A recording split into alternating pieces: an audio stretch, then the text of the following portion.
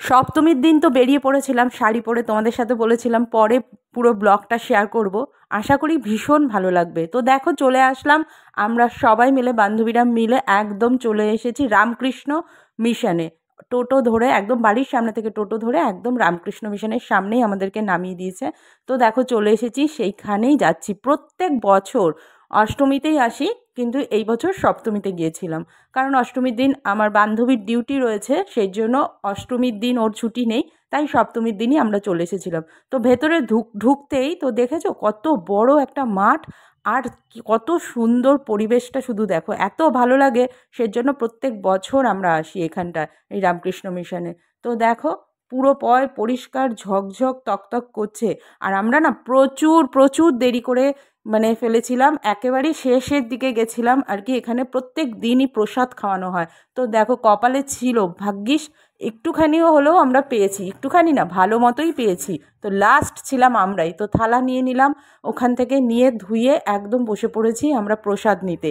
তো প্রথম দিন আমাদেরকে অন্নভোগই দিয়েছিল, কিন্তু অসাধারণ, ভোগের প্রসাদ যেরকম খেতে হয় সুস্বাদু সেরকমই হয়েছিল। তো দেখো অন্ন দিয়ে দিয়েছে, তার সাথে ডাল আছে, বাঁধাকপির তরকারি আছে, আর একটা পাঁচমিশালি তরকারি আছে। একদম শেষে কিন্তু লাস্টে খাচ্ছি, তাতেও কিন্তু কোনো কমতি খাবার খাইনি, একদম পরিপূর্ণভাবে। আর অসাধারণ খেতে ছিল, খেয়ে না মানে কি বলবো, মন ভরে গেছিলো একদম। চাটনি পায়েস সব কিছুই পেয়েছিলাম আমরা।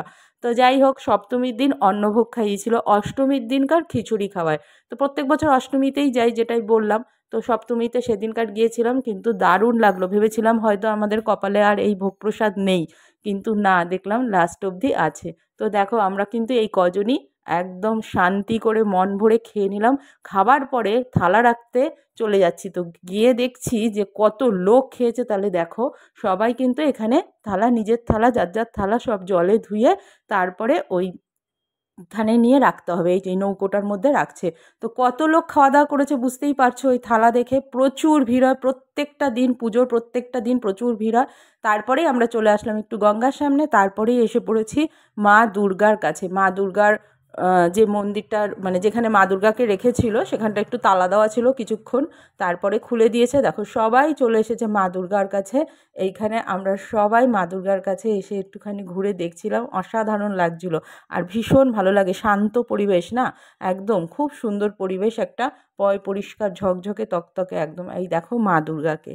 তো এখানে কিছুক্ষণ সময় আমরা কাটালাম, অনেক ফটো তুলেছি, প্রচুর ফটো তুলেছি, সেই ফটোগুলো তো শেয়ার করেই যাচ্ছি তোমাদের সাথে। আর আমার এই রামকৃষ্ণ মিশনের ব্লগটা তোমাদের কেমন লাগলো অবশ্যই কিন্তু জানিও। ওই যে বললাম প্রত্যেক বছর আমরা আসি এখানে, খুব ভালো লাগে, হয় অষ্টমী নয় সপ্তমী, এবার তো সপ্তমীতেই গিয়েছিলাম। তো তারপরে দেখো চারিদিক ঘুরে গঙ্গার ঘাটের সামনেটাও ঘুরে ঠুরে আসলাম, এসে এবার বেরিয়ে এসেছি, কেননা বাড়ি যাওয়ার তো একটু টাইম হয়েই এসেছে। তাই জন্য ভাবলাম এবার চলে আসি, কারণ ওখানটা ফাঁকাও হয়ে গেছে। আর বিকেলবেলা নিশ্চয়ই কোনো প্রোগ্রাম হবে এই গ্রাউন্ডটাতে, তাই জন্য দেখছিলাম একটু লাইটিং টাইটিং করছিল। তোমাদের কেমন লাগলো অবশ্যই জানিও। চলো